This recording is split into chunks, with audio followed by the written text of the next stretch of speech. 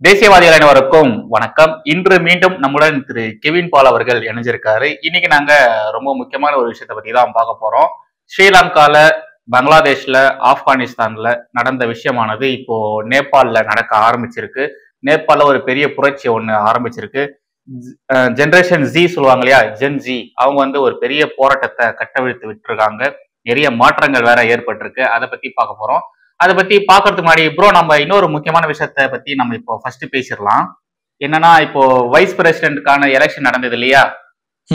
இதுல என்டிஏ சார்பாக இருந்த திரு சிபி ராதாகிருஷ்ணன் அவர் வைஸ் பிரசிடென்டா எலெக்ட் ஆயிருக்காரு. ஓகே, அவர் மொத்தம் 452 ஓட்டு விழுந்திருக்கு. என்டிஏ அலைன்ஸ்ல பாத்தீங்கன்னா மொத்தமா இருக்கிற ஓட்டே 437 தான். பட் அவருக்கு பாத்தீங்கன்னா 452 ஓட்டு விழுந்திருக்கு. நாம எதிர்பார்த்ததை விட அதிகமாகவே ஓட்டு விழுந்திருக்கு. அதாவது எதிர்த்தரப்புல இருக்கக்கூடியவர்கள் கூட என்டிஏ உடைய வேட்பாளருக்கு தான் அவங்க ஒரு 15 பேர் அவங்க எக்ஸ்ட்ரா ஓட் போட்டிருக்காங்க அங்க அந்த பக்கத்துல இருந்து. எஸ், நாமளும் நம்முடைய சேனல் சார்பாக அவருக்கு வாழ்த்துக்களை தெரிவிச்சுக்கலாம். ஓகே, நம்ம இந்த மேட்டருக்கு போயிடலாம் ப்ரோ. நேபாளம்ல என்ன நடக்குது, எதனால இது மாதிரி திடீர் புரட்சி, திடீர் இந்த அத்துமீறல் மாதிரி அத்துமீறி ஏகபோகமா ஏகப்பட்ட விஷயங்கள் செஞ்சிருக்காங்க. மாளிகைகள்லாம் எரிச்சிருக்காங்க, உயிரோட எரிச்சிருக்காங்க, சில பேரை உயிரோட பயங்கரமா தாக்கியிருக்காங்க. ஆமா, ரொம்ப உண்மையிலே ரொம்ப ரொம்ப கஷ்டமா இருக்கு. அது என்ன விஷயம் ப்ரோ, எதனால இந்த ஒரு பிரச்சனை ஸ்டார்ட் ஆச்சு? இல்ல பிரதர், ஓகே, இப்போ நேத்து இன்னைக்கு நடந்த இந்த பிரச்சனை பாத்தீங்கன்னா 30 வயசுக்கு கீழே உள்ளவங்க தான் எல்லாருமே. அந்த போராட்டத்தில் கலந்துக்கிட்டவங்க, அந்த பார்லிமெண்ட் உள்ள போனவங்க, தீ வச்சு எரிச்சவங்க, அந்த நாட்டினுடைய ஃபினான்ஸ் மினிஸ்டர் நினைக்கிறேன், அவர் ரோட்ல ஓட விட்டு அடிக்கிறாங்க. அந்த வீடியோஸ்லாம் பார்க்கறதுக்கு ரொம்ப பயங்கரமா இருந்துச்சு. ஆக்சுவலி எனக்கு இந்த காட்சி பார்க்குறப்போ 2010-11 அந்த பீரியட்ல அரப் கண்ட்ரீஸ்ல அங்கே ஒரு அப்ரைசிங் ஒன்று வந்துச்சு, ஒரு புரட்சி ஒன்று பண்ணாங்க. அங்கே உள்ளவங்க எல்லாரும் ஆரம்பிச்சு வச்சாங்க. ஒரே ஒரு கண்ட்ரி அங்கேருந்து ஆரம்பிச்சது. அதுக்கப்புறம் எகிப்து, லிபியான்னு சொல்லி எல்லா இடத்துக்கும் போச்சு. மக்கள் பொது இடத்துக்கு அப்படியே கூட்டமாக நின்று அங்கே பார்த்தீங்கன்னா ஃபுல்லாகவே வெறும் தலைகள் மட்டும்தான் இருக்கும். அந்த மாதிரி ஒரு விஷயம் பண்ணாங்க. 4 நாடுகளில் ஆட்சி மாற்றம் நடந்துச்சு. அதே மாதிரி காட்சிகளை இன்னைக்கு என்னால் பார்க்க முடிஞ்சது. அப்படியே அந்த மாப் வயலன்ஸ், அந்த ஒரு எனர்ஜி, அவங்க பண்ண விஷயங்கள்லாம் சும்மா சாதாரண விஷயம் இல்லை. அப்படியே நாட்டே அப்படியே கவுக்குற மாதிரியான விஷயங்களை அவங்க பண்ணிட்டு இருந்தாங்க. ஆமா, கரெக்ட். ஆனா நேபாள் அப்படின்ற அந்த நாடு மோஸ்ட்லி அங்க பாத்தீங்கன்னா அவங்க வேலை உண்டு அப்படிதான் பார்த்துட்டு இருப்பாங்க. வேற இந்த மாதிரி பிரச்சனைலாம் அங்க அதிகமா நடக்கிறது கிடையாது. ஆனா இப்போ சோசியல் மீடியாவை அவங்க ஃபுல்லா பேன் பண்ணாங்க. எப்பனா சண்டே. அது எப்படி அவங்க பேன் பண்ணாங்கன்னா, அவங்க அந்த கம்பெனிஸ் இருப்பாங்களா, ஃபேஸ்புக், எக்ஸ், இந்த மாதிரி கம்பெனிஸ் கவர்மெண்ட்டினுடைய ஒரு சில லீகல் விஷயத்தை இவங்க கம்ப்ளை பண்ணல அப்படின்னு சொல்லி கவர்மெண்ட் அதை ஒரு சாக்கா வச்சு அவங்கள பேன் பண்ணாங்க. இதான் நேற்றைய வன்முறைக்கான ட்ரிகர் பாயிண்ட். ஆனா இதுக்கு முன்னால இருந்து பாத்தீங்கன்னா லாஸ்ட் ஒரு 2-3 மந்த்ஸாவே இந்த மாதிரி பிரச்சனை அங்க நடந்துட்டே இருந்துச்சு. ஃபார் எக்ஸாம்பிள், என்ன மெயின் ஃபோக்கஸ் என்னன்னா கரப்ஷன், அதுக்கப்புறம் நெப்போட்டிசம், என்ன சொல்லுவாங்க, வாரிசு அரசியல். அப்பா பிள்ளை. அது நம்ம ஊருக்கு பழக்கப்பட்ட விஷயம். அதை பார்த்துட்டு தான் இருக்கோம். இப்போ அடுத்து இன்பநிதி அவரு படம் தயாரிக்க உள்ள வந்துட்டாரு. ஸோ அடுத்து என்ன பண்ணுவாரு, அடுத்த படம் நடிப்பாரு. இது நம்ம பார்த்த விஷயம் தான். இதே மாதிரி விஷயம் அங்கே நடந்திருக்கு. ஆனால் அங்கே இன்னும் ஒரு ஸ்டெப் எக்ஸ்ட்ரீமுக்கு போய் அவங்க என்ன பண்ணிட்டாங்க, பீப்புளுடைய அந்த டேக்ஸ் மணியை வச்சு அங்கே இருக்கிற ஆட்சியாளருடைய பிள்ளைகள் அவங்க ஃபாரின்ல போய் படிக்கிறது, அவங்க லக்ஸுரி கார்ஸ் வாங்கிட்டு வர்றது, இந்த மாதிரி விஷயங்கள்லாம் பண்ணியிருக்காங்க. அதுக்கு அப்படியே கான்ட்ராஸ்டா அங்க இருக்கிற பொதுமக்கள், அங்க இருக்கிற சாதாரண மக்கள் பார்த்தீங்கன்னா அவங்களுக்கு வேலை வாய்ப்பின்மை அதிகமாக இருந்திருக்கு. அன்எம்ப்ளாய்மெண்ட் ரேஷியோ ரொம்ப அதிகம். அங்க எம்ப்ளாய்மெண்ட்டுக்காக போய் பதிஞ்சவங்க யாருக்குமே பல வருஷமா வேலை இல்லாம அவங்க இருக்காங்க. அவங்க முன்னாலே இவங்க காரை ஓட்டிட்டு போறது, இவங்க ஃபாரின் போறது, இந்த மாதிரி விஷயங்கள்லாம் பார்த்தனால மக்கள் இதை பத்தி போஸ்ட்லாம் போட்டிருக்காங்க இந்த மாதிரி சோசியல் மீடியால. இது அரசாங்கத்துக்கு பெரிய பிரச்சனையா இருந்திருக்கு. அவங்க யூஸ்வலா பண்ற மாதிரி அந்த அக்கௌண்ட்ஸை க்ளோஸ் பண்றது, இந்த மாதிரி அரெஸ்ட் பண்றது, இந்த மாதிரி வேலைலாம் பண்ணியிருக்காங்க. அதோடைய கிளைமேக்ஸா இப்போ என்ன பண்ணிட்டாங்க, மொத்தமா க்ளோஸ் பண்ணோடனே மக்கள் வெடிச்சிட்டாங்க. அதுவும் இப்போ இருக்கிற நம்ம 90s கிட்ஸ், அதே தாண்டி இப்போ 2K கிட்ஸ் பார்த்தீங்கன்னா அவங்களுக்கு இன்டர்நெட் கட் பண்ண உடனே அது ஒரு டிப்பிங் பாயிண்ட்னு சொல்லுவாங்கல்ல, அந்த மாதிரி அவங்க உள்ள எல்லாரையும் அடிச்சு எல்லாம் பண்ணாங்க. ரைட். இதுல என்ன ஒரு வேடிக்கையான விஷயம்னா, அங்க இருக்கிற கவர்மெண்ட் வந்து கம்யூனிஸ்ட் கவர்மெண்ட். Okay, okay. 2014ல இப்போ இருந்த பிரைம் மினிஸ்டர், அவர் பேரு ஓகே. ஷர்மா ஓலியா, ஆமா. அவர் தான் அந்த கேபி கம்யூனிஸ்ட் ஷர்மா கட்சியினுடைய ஓலே. லீடராகவும் இருந்திருக்காரு. ஓகே. அவர் தான் லீடராகவும் வந்திருக்காரு. அவர் தான் ஆட்சியை வந்து நடத்திட்டு போயிருக்காரு. அப்போ இன்னைக்கு பார்த்த காட்சிகள்லாம் பார்த்தீங்கன்னா, ஒரு கம்யூனிச நாடு இதுவரைக்கும் நம்ம பார்த்த வரைக்கும் ஏற்கனவே ஒரு ஆட்சி நடந்துட்டு இருக்கும். அதுல உள்ள போயிட்டு கம்யூனிஸ்ட்காரன் என்ன பண்ணுவான், அவங்க பிரச்சனை பண்ணி ஆட்சியை வந்து கவிழ்ப்பாங்க. இங்க ம். அப்படியே ரிவர்ஸ்ல வந்து நடந்திருக்கு.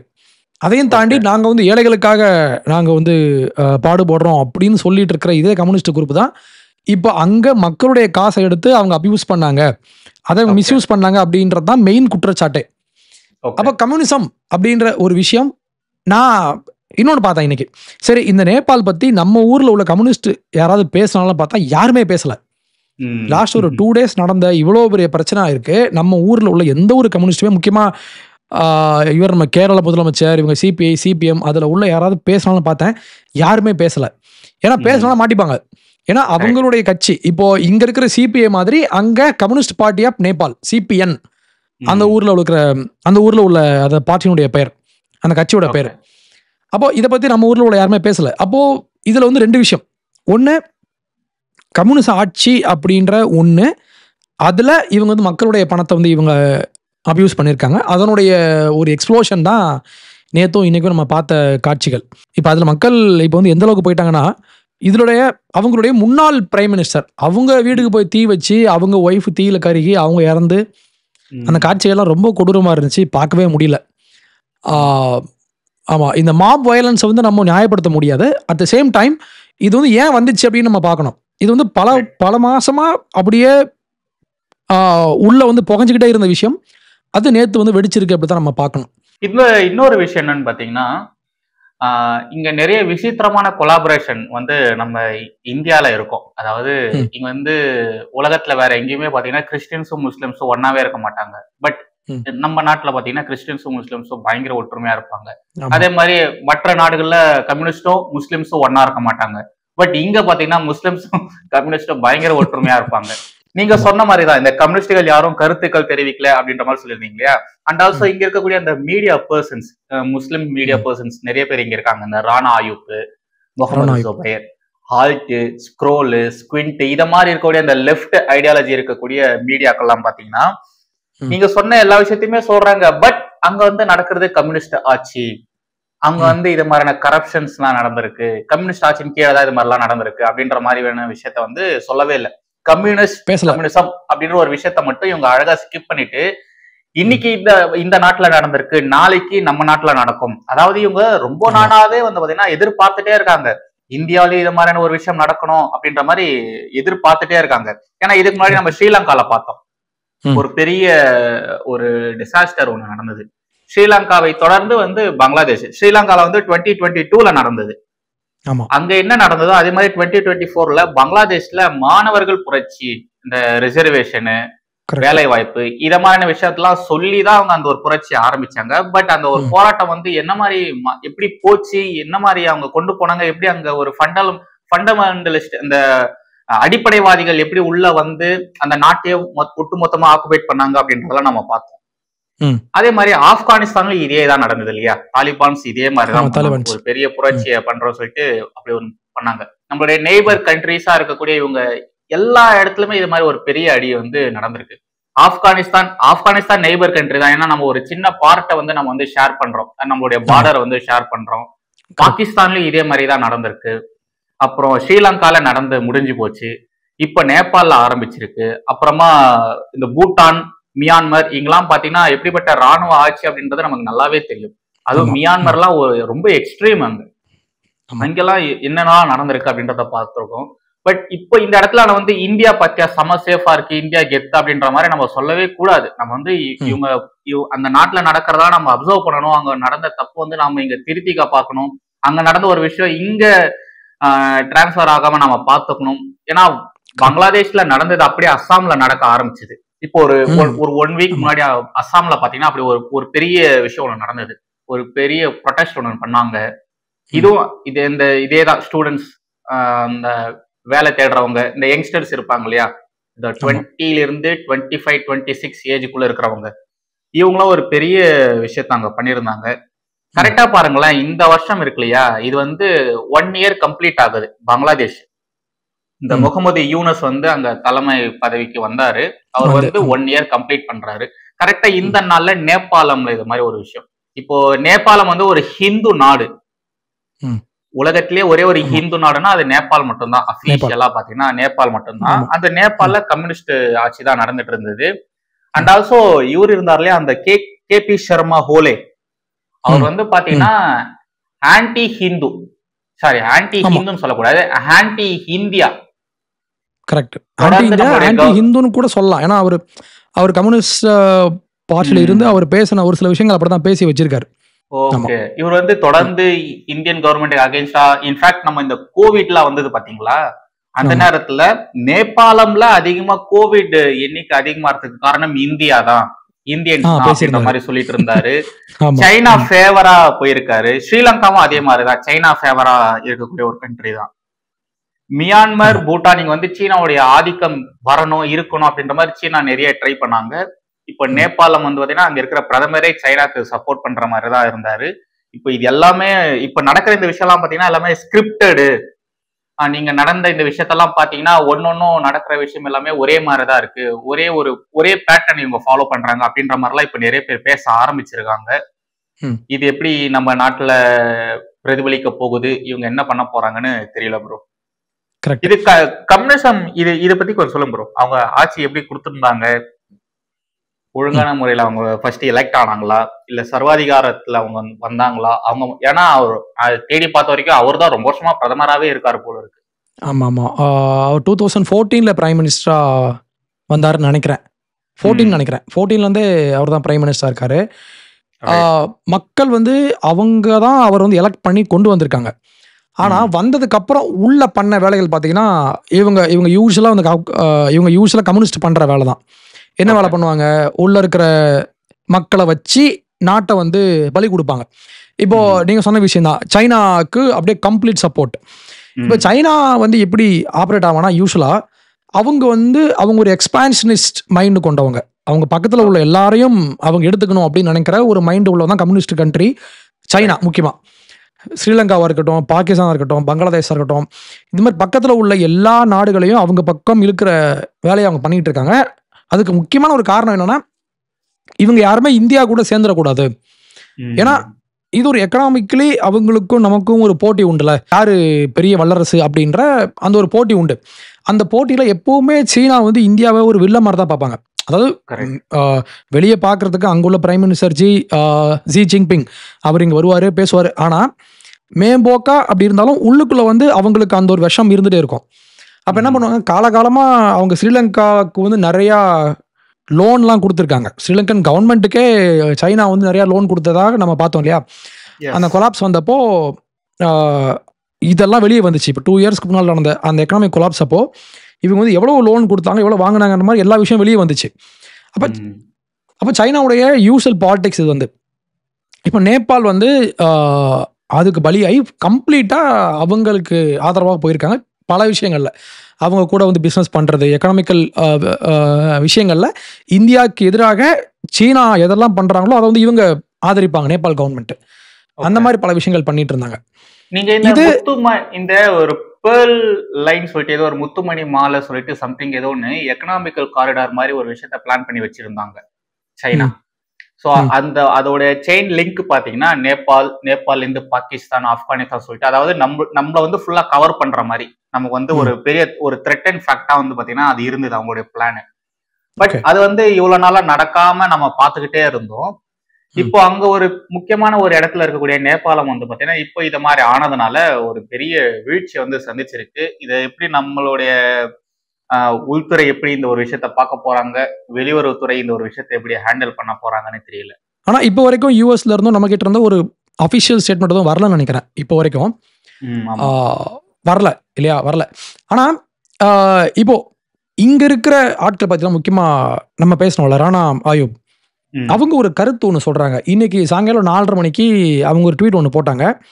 அந்த போஸ்ட் இப்ப காணோம், இப்ப இல்ல, அழிச்சிட்டாங்க, அழிச்சிட்டு ஓடியாச்சு. ஆமா, இப்போ இந்த அந்த போஸ்ட் அவங்க என்ன சொல்றாங்க, Sri Lanka, Bangladesh and now Nepal, if you weren't driven by ஹூப்ரீஸ்னா ஓவர் கான்ஃபிடன்ஸ். இப்போ நம்மளும் ஓவர் கான்ஃபிடன்ஸா இல்லாமல் இருந்திருந்தோம்னா we would learn lessons from our neighbors. அப்போ என்ன சொல்றாங்க, இந்தியாவுக்கு வந்து இப்போ இந்தியா வந்து ஓவர் கான்ஃபிடென்ஸாக வந்து இருக்காங்க, இங்கேயும் நடக்காதுன்னு சொல்லி அவங்க ஓவர் கான்ஃபிடென்ஸாக இருக்காங்க, இங்கேயும் நடக்கும் அந்த ஒரு டோனில் இவங்க பேசி வச்சிருக்காங்க. பேசி வச்சுட்டு இப்போ இந்த போஸ்ட் இல்லை. நிறைய பேர் இதான் ப்ரோ, இவங்க வந்து இந்த ஆசையில இருக்காங்களா, இது மாதிரி ஆகணும்னு நினைக்கிறாங்களா அப்படின்ற மாதிரி. கரெக்ட், உண்மை 100%. இவங்க வந்து வெயிட் பண்ணிட்டு இருக்கிற, இவங்க வந்து இன்னும் ஓப்பனாக சொல்லணும்னா இந்தியாவில் எப்படா இந்த மாதிரி ஒன்று நடக்காதா அப்படின்னு இவங்க வந்து காத்துட்டு இருக்காங்க. ஏன்னா இவங்களுடைய இதெல்லாம் பாருங்க, இப்போ இவங்க ட்வீட்ல நான் ஒரு விஷயம் கவனிச்சேன். என்னன்னா, இவங்க ஸ்ரீலங்கா சொல்றாங்க, பங்களாதேஷ் சொல்றாங்க, நேபாள் சொல்றாங்க, பாகிஸ்தானை விட்டாங்க. பாகிஸ்தான் அண்ட் ஆப்கானிஸ்தான்ல நடந்ததை இந்த இஸ்லாமிக் ரிப்போர்ட்டர்ஸா இருக்கிறவங்க பேசவே மாட்டேன்றாங்க. அவங்க பிச்சை எடுத்தானுங்க நம்ம கிட்ட.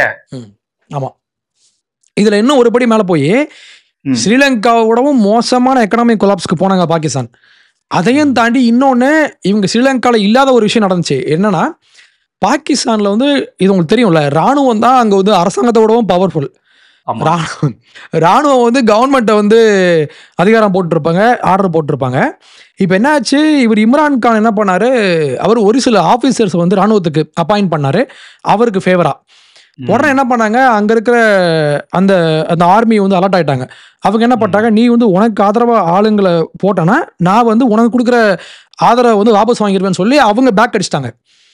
அதனாலதான் இம்ரான் கானுடைய கவர்மெண்ட்டை கவுந்துச்சு ஆக்சுவலி.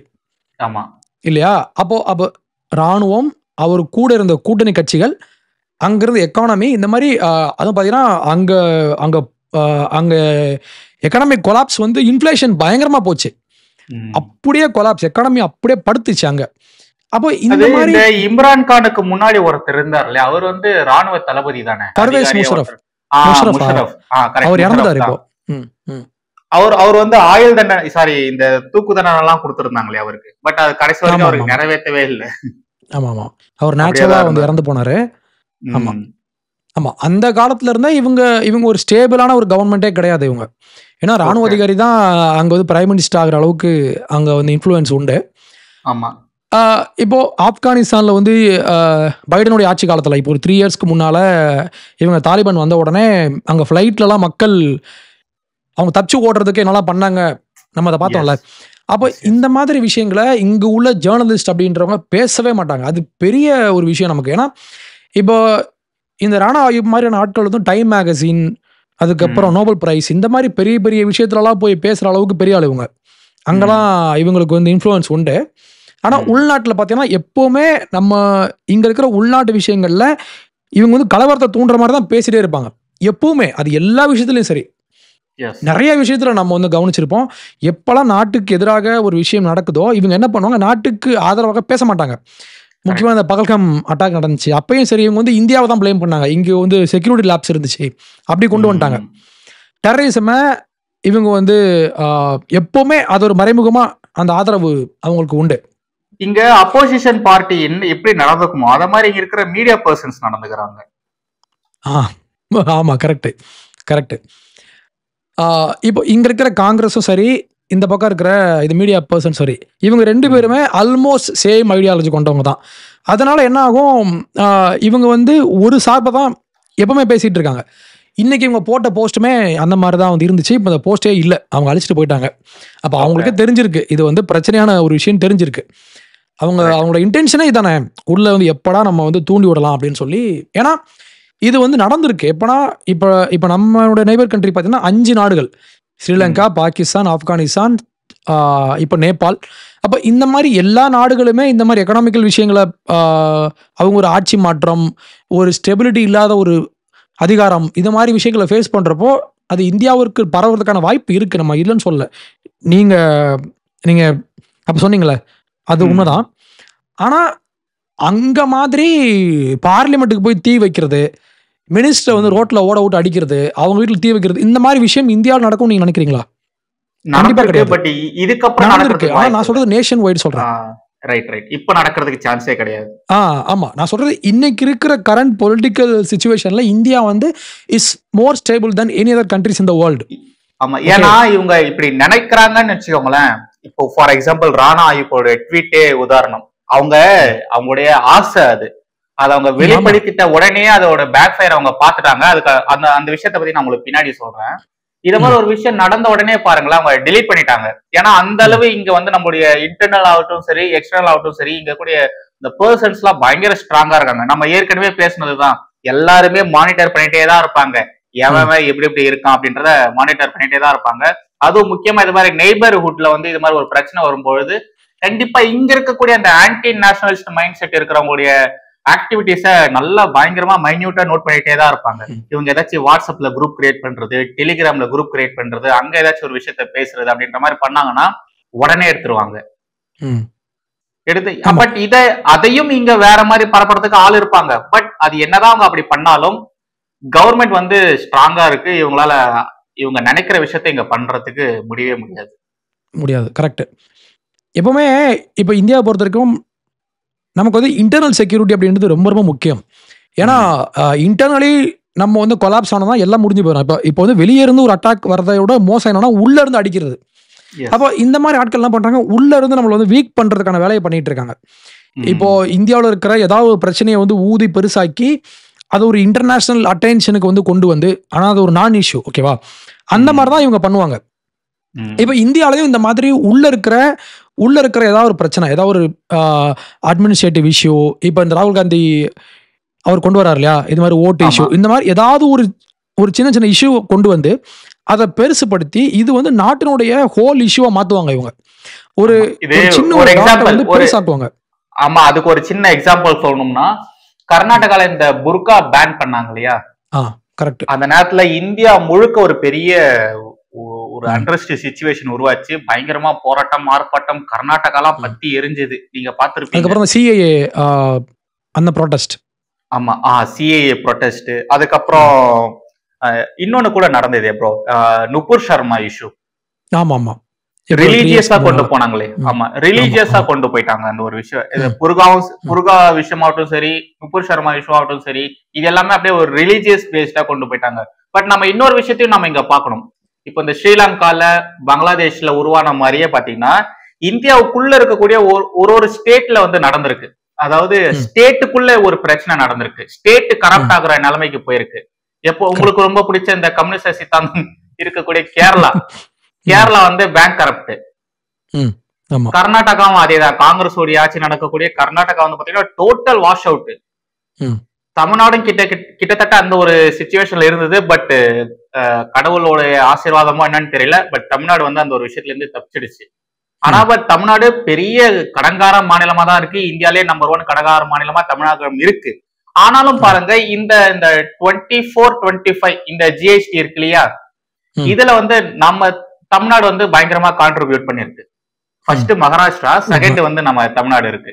என்னதான் நம்மளுடைய ஸ்டேட்ஸ் வந்து ஒரு நாட்டுக்குள்ள இருக்கக்கூடிய ஸ்டேட்ஸோட நிலைமை கொஞ்சம் மோசமா இருந்தாலும், பட் ஓவராலா நம்மளுடைய நாடு ஃபுல்லா அந்த ஒரு ஸ்ட்ரக்சர் பயங்கரமா இருக்கிறதுனால நம்ம மற்ற மாநிலத்தையும் காப்பாத்திட்டு போயிட்டு இருக்கோம். இப்போ கேரளா, கர்நாடகாலாம் உண்மையாலே எக்கனாமிக்கலி அவங்க ரொம்ப கஷ்டப்படுறாங்க. நிறைய கம்பெனிஸ் எல்லாம் க்ளோஸ் பண்ணிருக்காங்க. கவர்மெண்ட் செக்டார் வந்து ரொம்ப கரப்ட் ஆயிட்டு இருக்கு. இங்க எப்படி பிஎஸ்என்எல் இருந்தது கொஞ்சம் வருஷத்துக்கு முன்னாடி, ரொம்ப அதல பாதாளத்துக்கு போச்சு. அதே மாதிரி பட் இப்போ வந்து பிஎஸ்என்எல் ரிட்டர்ன் பண்ணிட்டாங்க. புது விஷயத்தெல்லாம் உள்ள கொண்டு வந்து எப்படியோ இப்போ பிஎஸ்என்எல் வந்து போயிட்டு இருக்கு. பட் இதுக்கு முன்னாடி பிஎஸ்என்எல் எந்த நிலையில இருந்தது?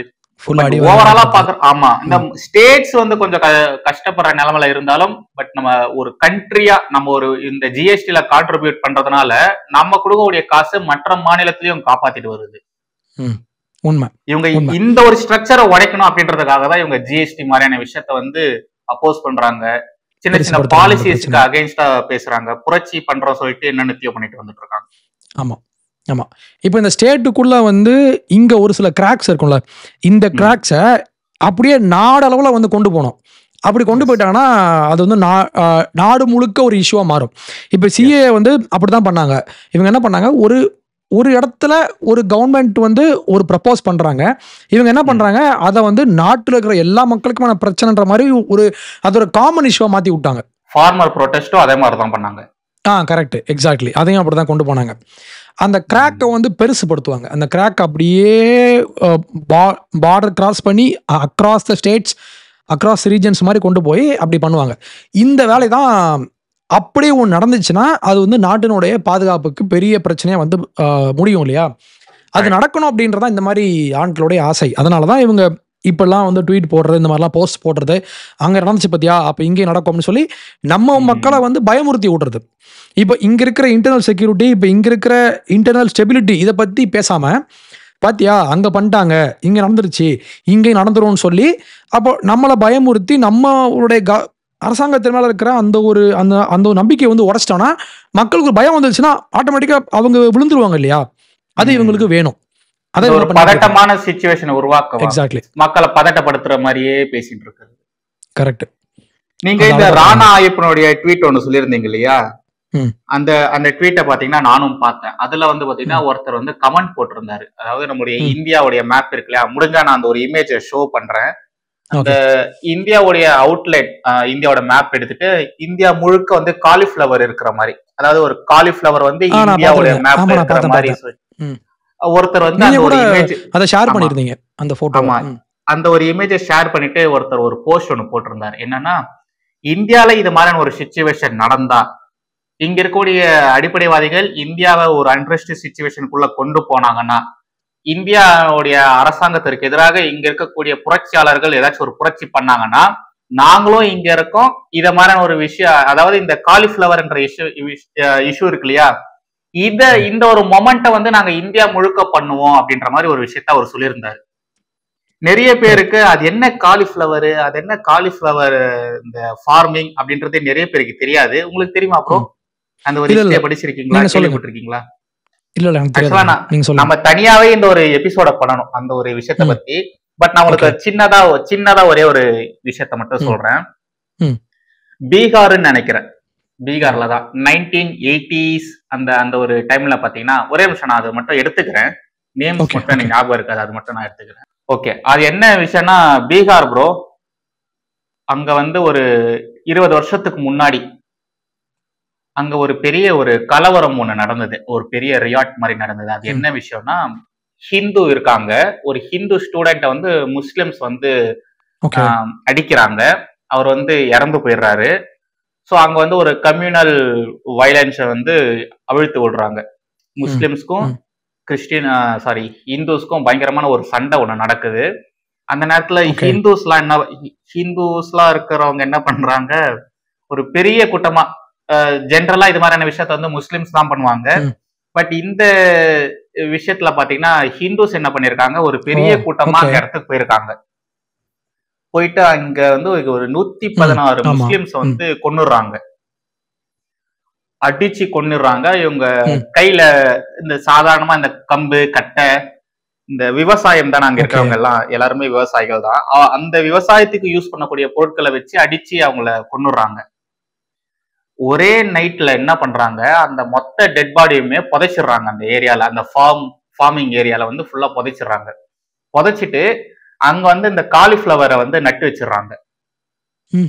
உங்களுக்கு தெரியுமா, இந்த காலிஃபிளவர் வந்து பாத்தீங்கன்னா சீக்கிரமா வளரும். ஒரு வாரம் 15 நாளைக்குள்ளேயே அந்த காலிஃபிளவர் வந்து ஃபுல்லா வளர ஆரம்பிச்சிடும். ஸோ இவங்க என்ன பண்ணாங்க, அத்தனை பேரை கொண்டு புதைச்சிட்டு காலிஃபிளவரை வந்து நட்டு வச்சுட்டாங்க. ஸோ இத மாதிரி ஒரு விஷயம் நடந்திருக்கு அப்படின்றதெல்லாம் கவர்மெண்ட்டுக்கு தெரிஞ்சு அவங்க வந்து பார்க்கும்போது அங்க ஃபுல்லா விவசாயம் பண்ணியிருக்காங்க, விவசாயம் தானே பண்ணிருக்காங்க, இங்க இது மாதிரிலாம் நடக்கலையே அப்படின்ற மாதிரி ஒரு பேச்சு வந்திருக்கு. அதுக்கப்புறமா கொஞ்சம் இறங்கி உள்ள சர்ச் பண்ணி என்ன ஏதுன்னு போய் பார்க்கும்போதுதான் அந்த ஃபார்மிங் லேண்ட் புதைச்சு வச்சிருக்காங்க. இத கொஞ்சம் இன்னும் நிறைய விஷயம் பேச வேண்டியது இருக்கு, நம்ம இது வந்து தனியா ஒரு நாள் பேசலாம்.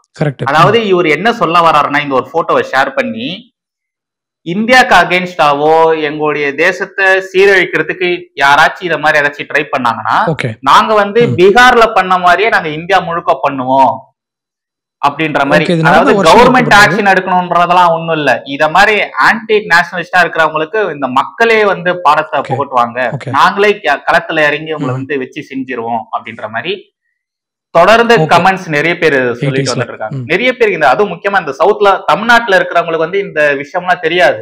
காலிஃபிளவர், இந்த காலிஃபிளவர் அப்படி ஓகே சொன்னாலே வச்சுக்கோங்களேன், அவங்க வந்து எங்களை வந்து ட்ரிகர் பண்றாங்க அப்படின்ற மாதிரி தான் பேசுவாங்க சோசியல் மீடியால. ஆனா பேசல அந்த அளவு ம் இந்த ஒரு விஷயமானது ஓகே பயங்கரமா பெரிய அளவுல பேசும் பொருளா இருந்தது. இது எக்ஸாக்டா சொல்லணும்னா 2007ல இந்த ஒரு கேஸ் எல்லாம் வந்து பாத்தீங்கன்னா ம் பேசியிருக்காங்க, எடுத்து பேசியிருக்காங்க. ஓகே பட் இது வந்து நடந்தது ம் 1989ல. இப்போ இந்த பிரச்சனையை பொறுத்த வரைக்கும், நேபாள் பிரச்சனையை பொறுத்த வரைக்கும், இது இந்தியாவுக்கு இது வந்து பரவக்கூடாது. ஆனா பரவுமா ம். அப்படின்ற அந்த விஷயத்துலலாம் எனக்கு நான் ஸ்ட்ராங்கா வந்து நம்புறேன். இந்தியாவுக்குள்ளலாம் இந்த மாதிரி சில்லியான விஷயங்கள்லாம் கரெக்ட். பரவறதுக்கான வாய்ப்பு கிடையாது. Okay India is different. ம். அவங்களுடைய அவங்களுடைய ஆட்சி முறையை பார்த்தீங்கன்னா, நிறையா வந்து இந்த மாதிரி இன்செக்யூரிட்டி நிறையா இருக்கும். அன்எம்ப்ளாய்மெண்ட்ஸ் அதிகமாக இருக்கும். இந்த மாதிரி ம். கவர்மெண்ட்டே ஒரு ஸ்டேபிளாக அங்கே அமைய மாட்டாங்க. முக்கியமாக correct. If you go to Sri Lanka, அவர் இருந்தார் பேர் என்ன, ரணில் விக்ரமசிங்கே. அவரை பிடிச்சி இப்போ அரெஸ்ட் பண்ணி வச்சாங்க. இந்த மாதிரி இவர் ஆட்சிக்கு வந்தாருன்னா அவர் அரெஸ்ட் பண்ணுவார். அப்போது அங்கே வந்து எதிர்க்கட்சி அப்படின்ற விஷயமே கிடையாது. அவங்களுக்குள்ளே அடிச்சுப்பாங்க, அவங்களே அரெஸ்ட் பண்ணிப்பாங்க, நாட்டை விட்டு ஓடிடுவாங்க. அந்த மாதிரி இந்தியாவில் எனக்கு தெரிஞ்சு அப்படி நடக்கிறதுக்கான வாய்ப்பே கிடையாது. இது வந்து இந்த மாதிரி ஜேர்னலிஸ்ட் அப்படின்னு பேசுகிற ஆட்களுடைய ஒரு ஆசையாக இருக்கலாம். கரெக்ட். ஸோ இதை நம்ம விட்டுடலாம். இது வந்து ஒரு நான் இஷ்யூ. ம். இப்போ இந்தியாவுக்கு வருமா அதெல்லாம் நான் இஷ்யூ, அதெல்லாம் நமக்கு தேவையில்லாத விஷயம். ஆனால் இங்கே இருக்கிற ஆட்கள் நம்மளுடைய உள்ள இருக்கிற அந்த கவர்மெண்ட்டை, மக்களுடைய மனசை வந்து வீக் பண்ணுறதுக்கான வேலையை உள்ள இருந்து அவங்க கரெக்ட். தொடர்ந்து பண்ணுவாங்க. ம்.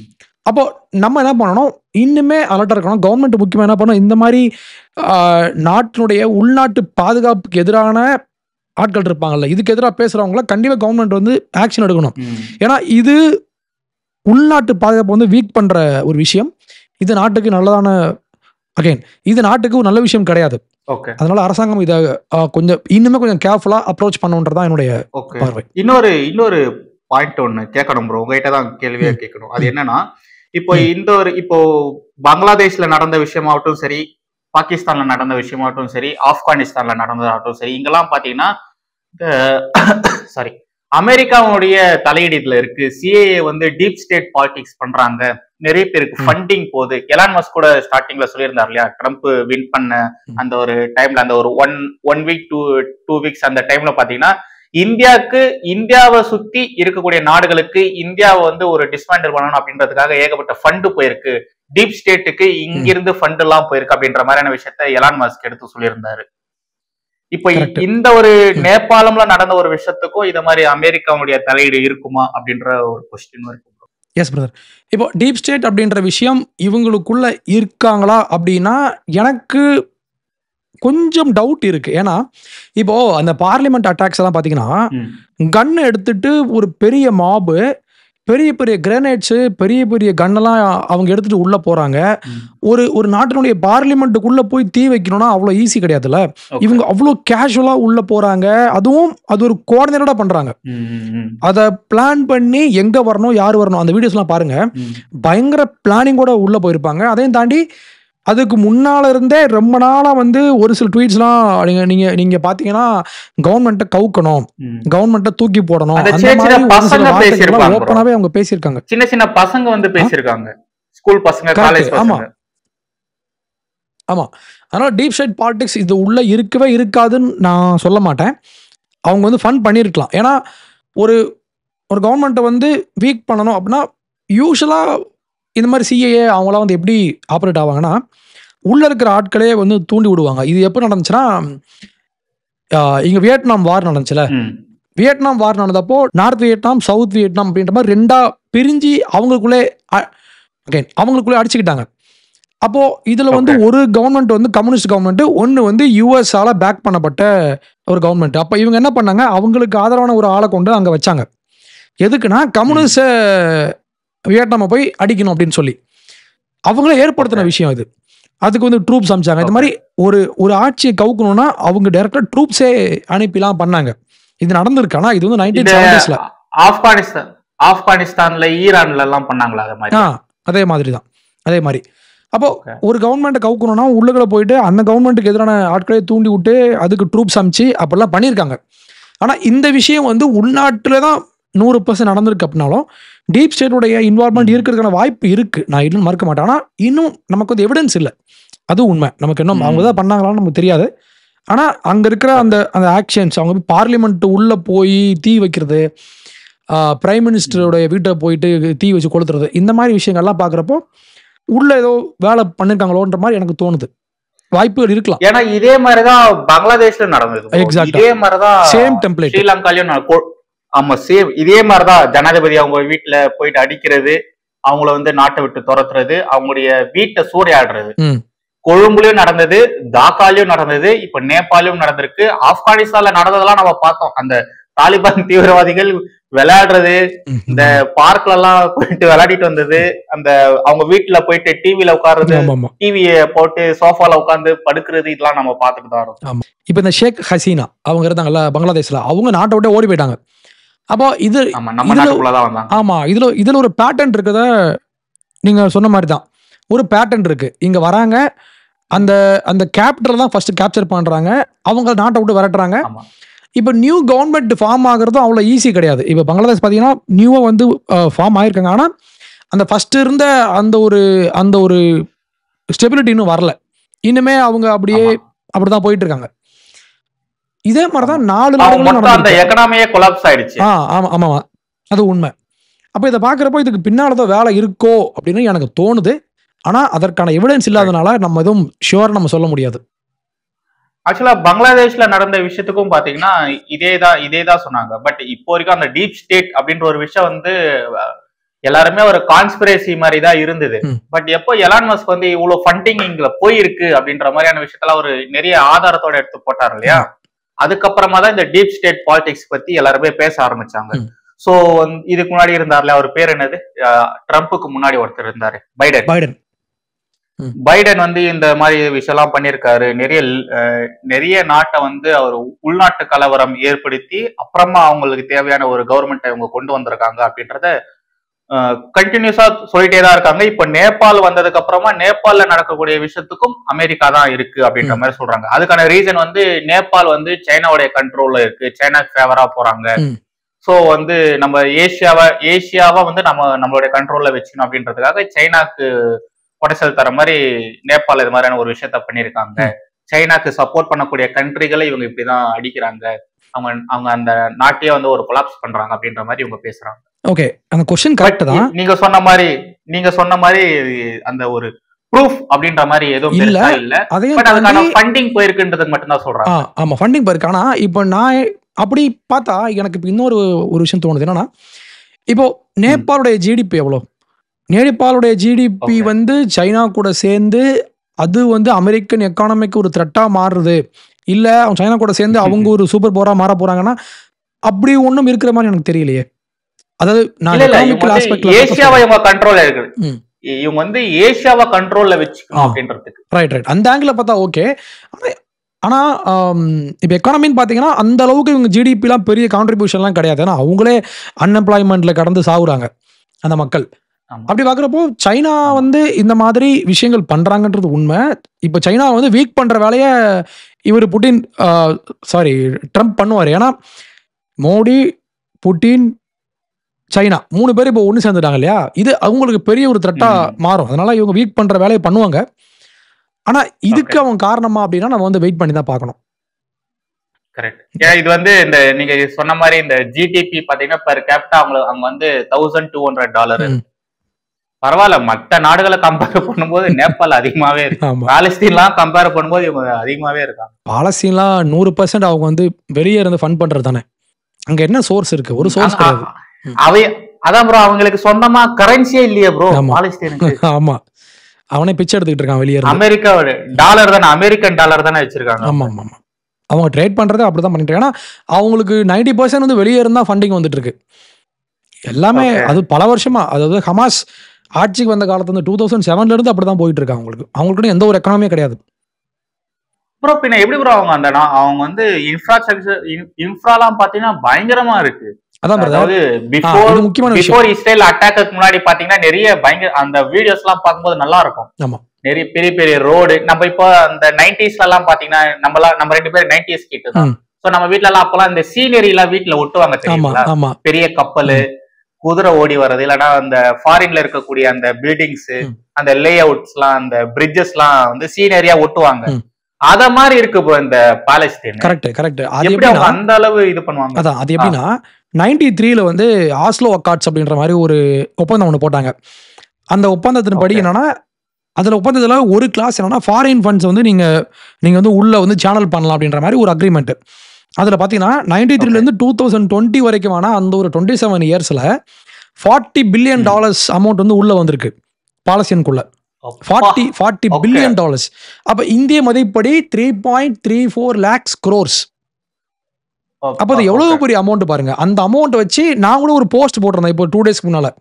அந்த அமௌண்ட் வச்சு ஒரு துபாய் மாதிரி மாத்திருக்கலாம் அந்த நாட்டை. இவனுக்கு என்ன பண்ணிட்டானுங்க, ஃபுல்லா வந்து கீழே வந்து இவங்க சுரங்கம் தோண்டி உள்ள பாம்பு போட்டதான் மிச்சம். இவன் இஸ்ரேல் மேல குண்டு போட்டுட்டு இருந்தான். அப்போ அவங்களுக்கு வந்து ஃபாரின் ஃபண்ட் ரொம்ப அதிகம். இது வந்து வெளியே இருந்து வந்த ஃபண்ட் மட்டும் அஃபிஷியலா. அன்அஃபிஷியலா எவ்வளவு வந்துச்சோ அது நமக்கு தெரியாது. அஃபிஷியலா அவங்க யூஎனை வச்சு உள்ள சேனல் பண்ண ஃபண்ட் மட்டும் $40 பில்லியன். ஆமா, அவ்வளோ பெரிய அமௌண்ட். அவங்க மக்கள் தொகை பாத்தீங்கன்னா 30 லட்சம் பேர் இருப்பாங்க, அவ்வளவுதான் மொத்தமே. அப்புறம் கடைசியா நம்ம இது ஒரு பாயிண்டோட முடிச்சுக்கலாம். இது 45 minutes மேல போயிட்டு இருக்கு. என்ன நான் வந்து கடைசியா ஒரு பாயிண்ட் சொல்லிடுறேன், நீங்களும் ஒரு பாயிண்ட் சொல்லிட்டு நம்ம அப்படியே முடிச்சுக்கலாம். என்னோட பாயிண்ட் என்னன்னு பாத்தீங்கன்னா, இப்போ இது ஆப்கானிஸ்தான் ஆகட்டும் சரி, பாகிஸ்தான், பங்களாதேஷ், நேபாள், ஸ்ரீலங்கா இதெல்லாம் பாத்தீங்கன்னு வச்சுக்கோங்களேன், இது வந்து தனியா ஒரு நாடா நம்ம வந்து சொல்லலாம், கன்சிடர் பண்ணலாம். பட் அந்த நாட்டுல இருக்கக்கூடிய மக்கள் தொகை தான் இந்தியால இருக்கக்கூடிய ஒரு ஸ்டேட்டினுடைய மக்கள் தொகையா இருக்கும். அவங்களுக்கு அது ஒரு நாடா இருக்கலாம். பட் நம்மளை பொறுத்த வரைக்கும் அது ஒரு பார்ட் ஆஃப் இந்தியா மாதிரி தான், ஒரு பார்ட் ஆஃப் ஸ்டேட் மாதிரி தான். சோ இங்க வந்து அது மாதிரியான ஒரு விஷயங்கள் இங்க நடக்குமா இல்ல நடந்திருக்கு, நடக்கும். இது மாதிரி இங்க லோக்கல்ல இருக்கிற கவர்மெண்ட் சரியா இல்லைன்னா நடக்கிறதுக்கான வாய்ப்புகள் இருக்கு. பட் அது கண்ட்ரோல்ல இருக்கணும். இப்போ வந்து வெஸ்ட் பெங்கால ஒரு பெரிய ரியாட் நடந்தது. அங்க வந்து இந்த சந்தேஷ் காலி அப்படின்ற ஒரு இடத்துல பெருசா ஒரு விஷயம் ஒன்று பண்ணாங்க. அதாவது டிஎம்சில இருக்கக்கூடியவர்களே பாத்தீங்கன்னா அங்க இருக்கிற பெண்களை வந்து பாலியல் ரீதியில வந்து இது பண்ணிருக்காங்க. டெய்லி ஒரு வீட்டுல போயிட்டு ஒரு பொண்ணை தூக்கின்னு வந்து ரேப் பண்ற மாதிரி. இந்த சலார் படத்துல ஒரு சீன் வரும் பாத்தீங்களா, இந்த பட்டம் எந்த வீட்டுல விழுதோ அந்த வீட்டுல இருக்கிற பொண்ணை வந்து நான் இன்னைக்கு அனுபவிக்கிற மாதிரி, அத மாதிரியான விஷயம் வந்து சந்தேஷ் காலில நடந்தது. பெண்களை வந்து அந்த அளவு இது பண்ணிருக்காங்க. சோ அந்த இடத்துல வந்து பயங்கரமான ஒரு பெரிய ஒரு வைப்ரேஷன் ஆச்சு. வெஸ்ட் பெங்கால ஒரு பெரிய ரியாட்லாம் நடந்தது. அது இப்பதான் ரீசெண்டா தான், இந்த வருஷத்துல தான் நடந்தது. பட் அங்க ஒன்ஸ் நம்மளுடைய சென்ட்ரல் கவர்மெண்ட் உள்ள வந்த உடனே நம்மளுடைய செக்யூரிட்டி பார்டர்ஸ் இருப்பாங்க இல்லையா, செக்யூரிட்டி போர்ஸ் இருக்கும் இல்லையா, அவங்க உள்ள வந்த உடனே அது ஒரே நாள்ல நின்னு போச்சு. கிட்டத்தட்ட 10-15 நாளா அங்க ஒரு பெரிய போராட்டம் நடந்துட்டு இருந்தது. அன்ரெஸ்ட் சிச்சுவேஷன், தலை வெடிக்கிற மாதிரியான விஷயம் நடந்துட்டு இருந்தது. பட் ஒன்ஸ் நம்மளுடைய போர்ஸ் அங்க போன உடனே ஒரே நாளை கிளியர் பண்ணிட்டாங்க. இதே மாதிரிதான் அந்த குக்கி மெய்தி சொல்லிட்டு ஒரு 2 ட்ரைபுக்கு நடந்துட்டு இல்லையா, மணிப்பூர்ல அங்கேயும் பாத்தீங்கன்னா ஒன்ஸ் நம்மளுடைய சென்ட்ரல் கவர்மெண்ட் போர்ஸ் அங்க வந்த அப்புறமா எல்லாமே கண்ட்ரோல்ல வந்துச்சு. சோ நாம வந்து இத கண்ட்ரோல்ல வச்சுக்கிற வரைக்கும் சரிதான். ஏன்னா தமிழ்நாட்டிலே பாத்தீங்கன்னா ஒரு ஸ்கூல் ஸ்டூடெண்ட் ஒரு பொண்ணு வந்து சூசைட் பண்ணிக்கிட்டா சொல்லிட்டு கள்ளக்குறிச்சியா இல்லைன்னா கடலூரா அந்த இடத்துல அந்த ஒரு ஸ்கூலே மொத்தமா சூறையாடினாங்க. அதே மாதிரிதான் இங்க நடந்தது, இங்க நேபாளம்ல நடந்திருக்கு. சோ எல்லாமே நம்ம கண்ட்ரோல் வச்சிருக்கிறது தான். நம்ம அந்த விஷயத்துல எந்த அளவு அந்த மக்களை கண்ட்ரோல்ல வச்சிருக்கோம், நம்முடைய போர்சஸ் எந்த அளவு ரெடியா இருக்கு அப்படின்றத பேஸ் பண்ணி தான். சோ கண்டிப்பா மற்ற நாடுகள் அந்த நெய்பர்ஹுட் கண்ட்ரீஸ்ல நடந்த மாதிரி இங்க நடக்கிறதுக்கு வாய்ப்பு இருக்கு. பட் நாம அதை கண்ட்ரோல்ல பண்றதுக்கான அந்த ஒரு பொட்டன்ஷியலும் நம்ம கிட்ட இருக்கு, நம்மளோட கவர்மெண்ட் கிட்ட இருக்கு. சோ யாரும் மக்கள் பயப்படுறதுக்கான அவசியம் இங்க இருக்கு. உண்மை, அந்த நம்பிக்கை என்கிட்ட இருக்கு. நான் ஒரு பாயிண்ட் சொல்றேன் என்னன்னா, இப்ப இந்த சிவில் வார் இதெல்லாம் வந்து எப்படி நடக்கும்னா, இது வந்து ஒரே ஒரு சிங்கிள் ஃபேக்டரை வச்சு நடக்காது.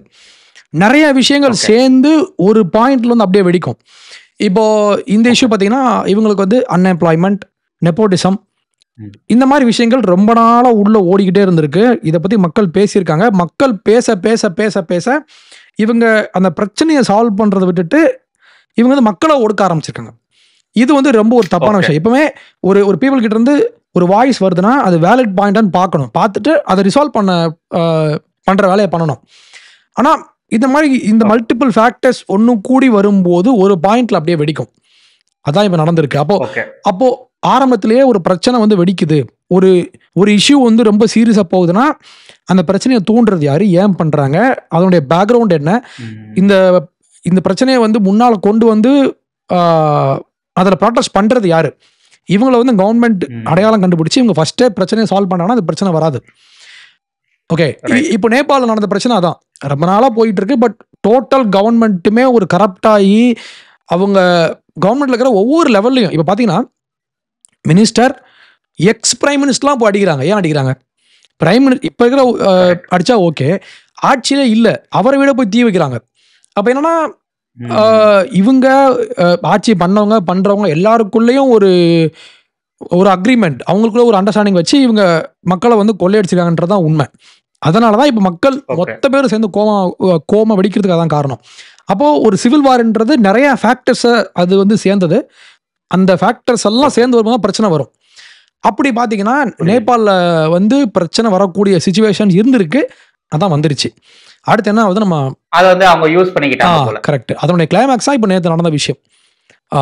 பார்லிமெண்ட் பத்தி வச்சு இவர் புதுசா இருந்த பிரைம் மினிஸ்டரா வந்திருக்காரு இல்லையா, இவர் வந்து இவரும் வந்து பாத்தீங்கன்னா ஜென்சி தானாமா, இவர் ஒரு ரேப்பராமா, சிங்கராமா. ஓகே, இவர் வந்து மேயரா இருந்திருக்காரு, கர்நாடகால தான் படிச்சிருக்காரு. ஓ, ஜென்சி கிடையாது, இவர் வந்து 35 வயசு ஆகுது ப்ரோ. ஓகே, 35. இப்போ இவர் வந்து மேயரா இருந்திருக்காரு. இப்ப இவருடைய கையில ஆட்சி அதிகாரம் வந்திருக்கு. இவர் என்ன பண்ண போறாரு, இல்லனா முகமது யூனஸ் மாதிரி ஏதாச்சும் பண்ண போறாரா அப்படின்றத நம்ம பொறுமையா தான் பார்க்கணும். ஓகே ப்ரோ, ரொம்ப தேங்க்ஸ் ப்ரோ உங்களுடைய டைம் ஒதுக்கி பேசுறதுக்கு. இது கொஞ்சம் பெரிய வீடியோவா போயிடுச்சு, எத்தனை பேர் பார்க்க போறாங்கன்னு தெரியல, எவ்வளவு தூரம் பார்க்க போறாங்கன்னு தெரியல. நீங்க இது வரைக்கும் பாத்துருந்தீங்கன்னா கமெண்ட்ல வந்து ஒரு தம்ஸ் அப் கொடுங்கப்பா, பாப்போம் எத்தனை பேர் பாக்குறீங்கன்னு. Yes brother. Thank you bro. Thank you. Jai Hind bro. Jai Hind.